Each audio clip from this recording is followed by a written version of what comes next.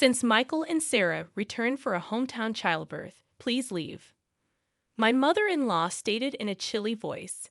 Her eldest son and his wife are due in 3 days. Me leave? I asked, confused and stunned. Yes, we don't need another mother figure anymore. You've been redundant for a while now.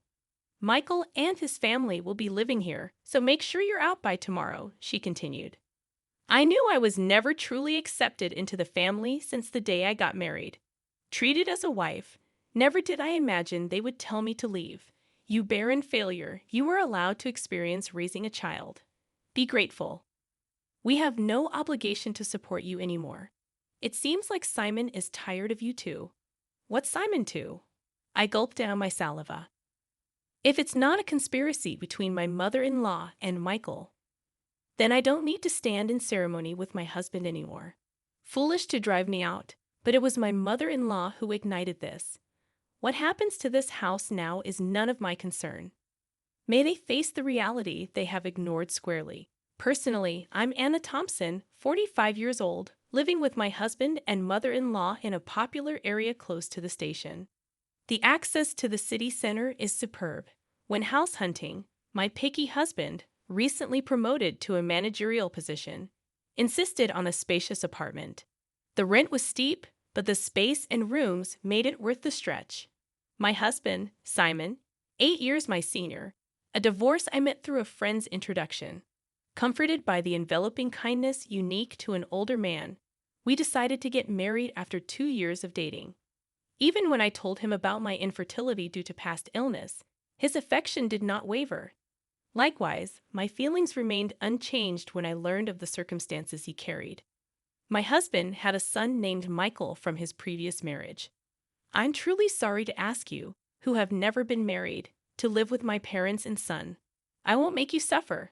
I'll ensure you're happy. That was the promise he made to me.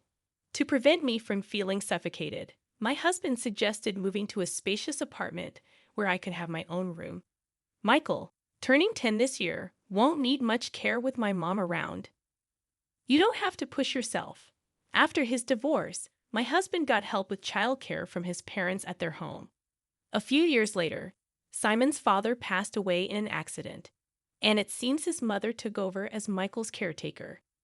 From the first meeting, Michael wouldn't even make eye contact with me. I thought it might be his shy nature, approaching a difficult age, so I didn't worry. As long as they accepted me as a member of the household, I was content. My mother-in-law was a quiet and refined person. When I visited to formally introduce myself after our engagement, she treated me with such politeness that I thought we would get along fine living together. I'll continue to prepare the meals as I have been. Simon comes home late, so it's okay if we eat at different times, right, Anna? I'll leave the cleaning and laundry to you. All right, let's work well together. After getting married, I switched from a full-time employee at the pharmacy to a part-timer due to the division of household chores. I started work a bit later in the morning, so I wouldn't get home until nearly 8 p.m. Dinner was always ready when I arrived, making me feel good about living together. My mother-in-law and Michael usually had dinner before I got home, so I was always eating alone. Even after getting married, I sometimes felt a sense of, is this it? But I came to accept that this was our family style. From the beginning, my mother-in-law never really liked me and didn't consider me part of the family at all. Michael, the school's activity day is before summer, right? When is it? We're all going to see you. Sometime after getting married, I tried to break the ice with Michael, who still hadn't warmed up to me. No, as Michael faltered, my mother-in-law interjected, we'll go there, just Simon and me. Anna, you don't need to worry about it. I misunderstood her words, thinking she was just being considerate. I can get the day off work. Let's all go together. You don't need that. You're Simon's wife. And mixed family has always been just Simon and me. I was quite shocked when I brought it up with my husband at night. He said, Mom's been clinging to Michael. She probably thinks you're trying to take him away. I'll talk to her eventually. I began to join as a mother at the activity day, but Michael and I rarely spent any time together outside of school events. Sometimes I could tell Michael wanted to say something, but my mother-in-law always cut in between us. I later found out that she had been bad-mouthing me to Michael. Anna said she could be happy with Simon if Michael weren't around. She's a terrible person. Dad must be deceived by her too. If a boy in his formative years hears such things, it wouldn't be strange for him to distrust me. It was a sickening story, but at that time, I hadn't imagined that my mother-in-law could do such a thing. After graduating high school, Michael immediately moved in with his girlfriend and left home. As soon as he started college, a year after he started working, he married her without a ceremony. Once Michael moved out, my mother-in-law surprisingly stopped doing housework altogether. Instead, it seemed that picking on me had become her sole entertainment. She stopped cooking, which she used to do before, and now just sits at the dining table waiting for me to come home. Without a moment to sit down, I would stand in the kitchen and prepare dinner. You're really inefficient. At this rate, it'll take you all night. I was never good at cooking, partly because I had always relied on my mother-in-law to prepare the meals. Whenever I did manage to cook, she would taste each dish and invariably complain, "This tastes awful." "I'm sorry, I'm trying my best." You're astonishingly tone-deaf when it comes to flavors, Anna. It's a good thing Michael never had to eat this. How terrible. If she thought so, she might as well make it herself. But it seemed she just wanted to complain to me, not just about the meals, but she started nitpicking everything from the cleaning I never used to do to the laundry. Why are there so many wrinkles on the laundry? You have to vacuum every nook and cranny. You really can't do anything right. Didn't your family teach you anything? With that, my mother-in-law sighed while looking at me being belittled. Even about my family, I clenched my fists in frustration. I don't know how you won over Simon, but I can't see much charm in you as a woman. And she always concluded with the same line, "If you hadn't come, Michael would have never left." I understood that there was a gaping hole in her heart since Michael had left. Maybe it was what they call empty nest syndrome.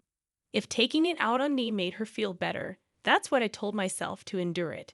But her bullying took on new energy after a certain event. That event was the pregnancy announcement for Michael's wife, Sarah. The joy my mother-in-law exhibited was unlike anything I had seen before. It's Michael's baby. It's bound to be adorable. Yeah, he'll be my first grandchild. Watching the two of them rejoice, I was happy too. But my mother-in-law's excitement was beyond normal, probably because Michael asked her, "Grandma, can Sarah have our baby at your place?" Sarah's family home is an hour away by plane, and since they have no one else to rely on here, they turn to us for help. Of course, my mother-in-law wouldn't dream of turning down Michael's request. The phone calls from Michael started to become frequent, and her excitement went through the roof. The next day after getting the news, she started preparing enthusiastically. From cleaning out Michael's room to preparing the bedding and making a list of baby items, it was like she had great-grandchild fever. Naturally, I had to get involved too. When I returned from work, I vacuumed Michael's room. "So you need to wipe the floors and the windows and please wax them too. This weekend we're going to the department store to look at baby cribs." Cleaning and waxing at night was tough, especially after a long day at work. If I even thought about cutting corners, I'd be told to do it over again. Moreover, my mother-in-law started asking for money, and before I knew it, the house was overflowing with baby stuff. "Anna, I need you to withdraw some money tomorrow. There are things I want to get ready for the baby again.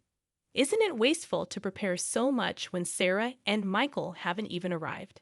Shouldn't we wait and choose together with them?" I had wanted to meet my mother-in-law's requests, but I was troubled by the relentless spending. How can you be so cold? It's Simon's grandchild. Oh, that's right. You're not related to Michael by blood. You don't care, do you? That's not true.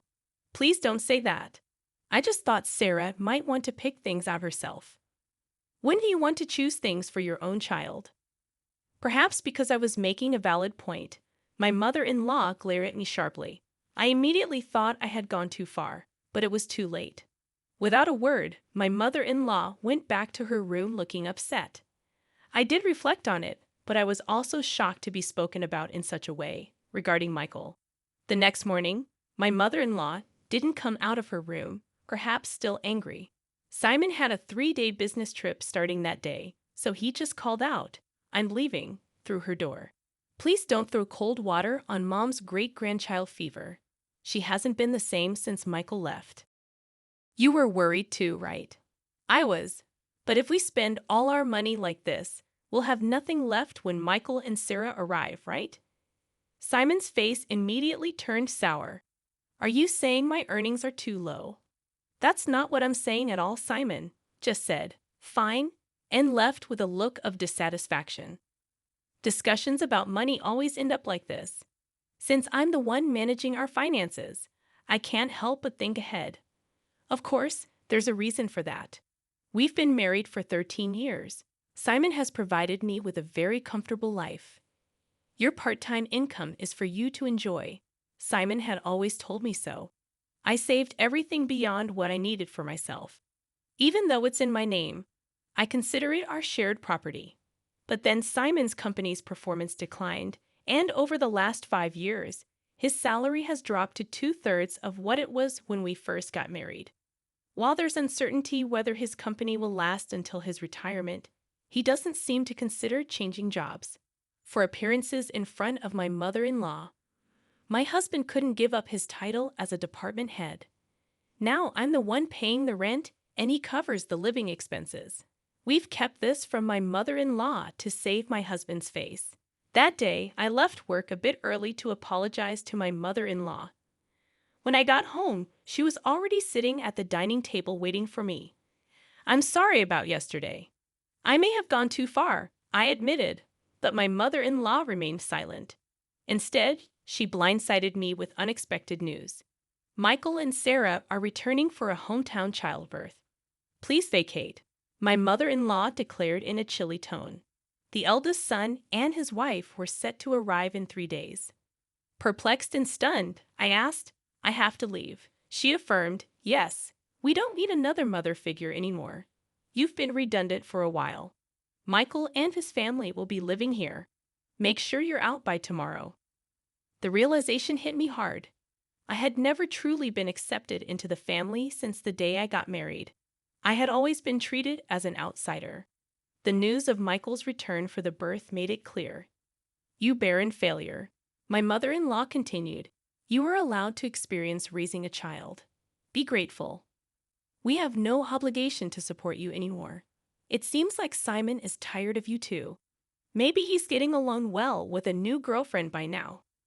Shocked, I gulped down my saliva, contemplating the possibility of my relationship with my husband growing distant. Could this be a trap I fell into, thinking my husband would never? I remembered that, up until a year ago, he never had overnight business trips. "All right, I'll eat out tonight," I said, grabbing my bag and leaving the house to walk aimlessly. I needed to calm my severely shaken heart. Worried about my husband, I tried calling his cell phone despite my mother-in-law's words. I still wanted to talk to him, but he didn't answer, no matter how many times I rang. I dialed his office, only to learn that he had taken a couple of days off. My mother-in-law's words began to ring more true. Could he really be on a trip with another woman? Dark thoughts crowded my mind, and I found myself overwhelmed with emotion, tears streaming down my face.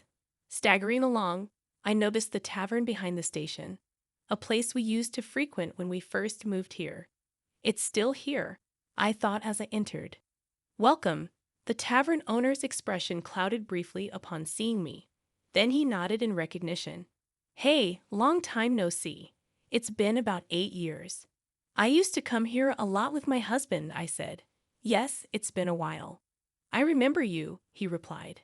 I couldn't help but smile, feeling a sense of relief. "Can I get a beer and a mixed plate of grilled chicken, please?" I asked.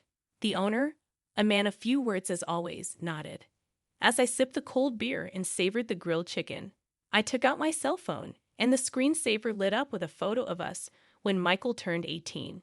Looking sharp in the slim suit we had picked out together, I wished for us to be closer as a family. The beer washed down my throat, taking the day's fatigue with it. Could I really move out tomorrow?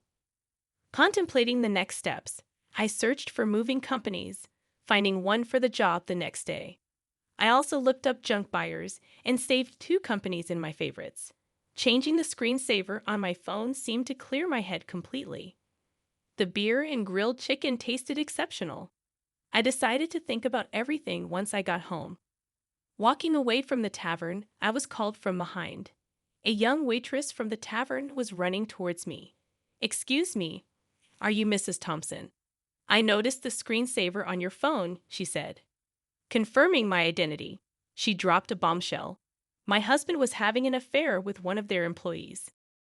We exchanged contact information, and she promised to keep me informed. My mother-in-law's words appeared to be true. Instead of sadness, a fierce anger welled up within me. It was time to confront this head-on. Booking an appointment with a moving company, I resolved to move out that day. If it wasn't a conspiracy, and my mother-in-law and Michael were truly involved, then I no longer needed to honor my husband. Returning home, I packed my belongings until midnight. Without hesitation, the moving company arrived on time, and I made it clear that I was leaving. As requested, they took everything I had bought, erasing every trace of my presence. My mother-in-law panicked, but I was resolute. "I'm taking everything I bought. You can start a completely new life tomorrow," I declared, suppressing a laugh. Ignoring her protests, I proceeded to have everything taken out. My mother-in-law complained loudly to the movers, but there was nothing she could do. The only items left in the house were piles of baby gear and her old dresser from before the marriage. "Well then, I bid you farewell. There should be no trace of me left, so enjoy your life with Simon, Michael, and his family," I declared, leaving her sitting there stunned. Placing the keys on the table, I exited the room. The movers held onto my things for a while, and I decided to stay with a single colleague for some time. Feeling a sense of completion, I slept soundly that night. A week later, I finally heard from my husband. I wondered if he was scheming with that other woman. While my husband was dragging his feet, I received a call from the young woman at the tavern. "Got a good shot, so I'll send it to you." In the photo, my husband was chatting up a not-so-young woman at the tavern. Maybe out of a sense of justice, the young woman must have followed them after they closed. There was also a photo attached of the two entering a hotel. Even in such times, the cheating continues, I thought, and any last bit of affection I had for my husband dissipated. I asked for the woman's name and had her address looked up. The next day, armed with all the evidence of the affair, my husband called. "Anna, where are you? Michael and his family are here too. Aren't you going to come home soon?" "No, I'm not coming back. Your mom told me to leave. I'm done here. Michael and his family are going to live with you now, right?" I knew it. Michael and his family were out of money and looking to crash at our place. I heard that after graduating from a vocational school, they've been hopping from job to job, and now they're working part-time. "No. I want you back, Anna. I went to the pharmacy, and they said you're off for a bit. Got a place to crash." "Yeah, I'm fine. So don't worry about me. Your mom and Michael didn't like me, right? I reckon they're happy to have the place to themselves without me around." My snide comment left my husband speechless. He knew his mother and Michael never accepted me as family, but pretended not to see it. "Well, all right. I have something to say, so I'll come back there once," my husband replied with a relieved please in his voice. Days later, I returned to the house for the first time in a long while. Some new pieces of furniture and appliances were inside. When Michael and Sarah saw me, they just nodded from their seats on the sofa without getting up. As I took a seat, my mother-in-law glared at me with a scary look on her face. The atmosphere was tense, and just as I thought to get things done and leave quickly, Michael spoke up. "What are you doing here? You took everything from the house. What kind of monster does that? Dad's been supporting you, and you've had it easy." I sighed. "I took everything because I paid for it. I wanted to remove all traces of me, just as you wanted, right? That's crazy, right? There's no way you could afford all that just working part-time at the pharmacy," my husband said. When I glanced at him, he started talking as if he'd resigned himself. We've been getting by on what Anna and I both make for a little while now. Then the stuff you took should be both yours." Instead of my speechless husband, I decided to speak up. Simon's company has been doing poorly, and his salary plummeted. That's why, for the past 5 years, I've been covering what's missing. But that wasn't enough, and now I'm the one paying our rent. My mother-in-law looked at my husband with surprise. "I'm not just a part-timer, I'm a part-time pharmacist, and the pay is quite good. I'm making more than Simon now." At my words, my husband awkwardly looked away. My mother-in-law's eyes were frantically shifting between my husband and me. "From now on, Michael, you'll be paying the rent. You're going to live here, right? After all the help your gran was given, it's time for you to take care of her." Michael looked at me with a shocked expression. When I dropped the news suddenly, "Rent? How much is it?" he asked. "It's $5,600. Good luck, since it seems my role as a mother is over. I don't have an obligation to take care of you anymore. Pull yourself together. You're going to be a father soon."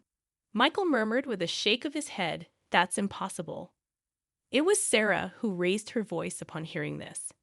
"Wait, $5,600? Weren't we supposed to live here for free, covering rent and living expenses?" I almost burst out laughing. "Don't worry, Sarah. You can move to a cheaper place. Simon still makes a decent salary." Hearing this, Sarah's face relaxed a bit. "Oh, since I'll be leaving you, Simon, life might still get tough with your mistress, huh?" At that, Sarah finally broke down in tears. It was my husband who panicked. "What? What are you talking about?" Sarah replied, "Oh, your mother told me about the new woman. I guess it's time to end my role as a wife, too. My husband must think there's no evidence. Indeed, it hasn't even been 10 days since I left the house. Wouldn't that hurt Mary if she heard you? Well, I'll get in touch about that later." At the mention of Mary's name, my husband jolted, realizing that I knew everything. He held his head inside. This is not the atmosphere to write a divorce paper. "Well then, I'll be going now. Please talk to me further through a lawyer." Neither my husband Simon nor Michael said anything more, staying silent as I grabbed my bag and stood up. My mother-in-law stood up simultaneously, slamming her hands on the table. She yelled with a voice too strong for an elderly woman, "What the hell? It's all your fault our home is in shambles." I was instantly irritated. "It was you who told me to leave. It was you who said Simon had another woman. And you interfered with my relationship with Michael. Everything was you." I felt a surge of heat in my chest. I regretted not being more assertive with my relationship with Michael, not holding back because of my mother-in-law. "Michael has nothing to do with this. It's time for you to step up, Simon. He's going through a hard time. You should support him as his wife, take responsibility as a family member." What is she even talking about? If she hadn't called Michael back home, if she hadn't hinted at Simon's affair, I would still happily support Simon and this home I always believed in and supported.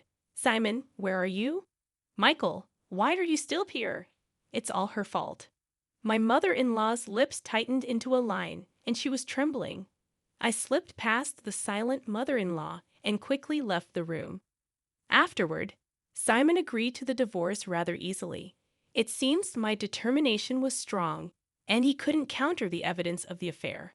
Shortly after, it seemed like they started the process of moving out of the apartment. In the end, Michael and Sarah went back to their apartment and never lived with the mother-in-law. Simon seems to be considering remarriage, but Mary was furious over the alimony and his request for her to live with his mother. I've heard they're considering whether to place my mother-in-law in a care facility. After all the love she poured into her son and grandson, it's somewhat sad to think they're ready to abandon her now. Perhaps she's served her purpose too.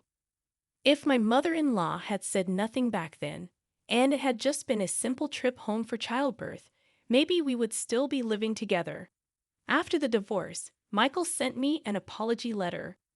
He wrote about how, as a child, he really wanted to be more spoiled, how he couldn't talk to me because his grandma disliked it, and how happy he was when I attended school events. Maybe I should have reached out more. Perhaps then, We could have built a different relationship. Even though our relationship has ended, I quietly pray for Michael's happiness in life. I've returned to work as a pharmacist and quickly rented an apartment close to my workplace. I don't feel good about keeping the furniture and appliances I took with me, so I had them all picked up and disposed of by a junk removal service. Life without my mother-in-law's harassment is peaceful and comfortable. For a while, I want to live for my own happiness, not someone else's.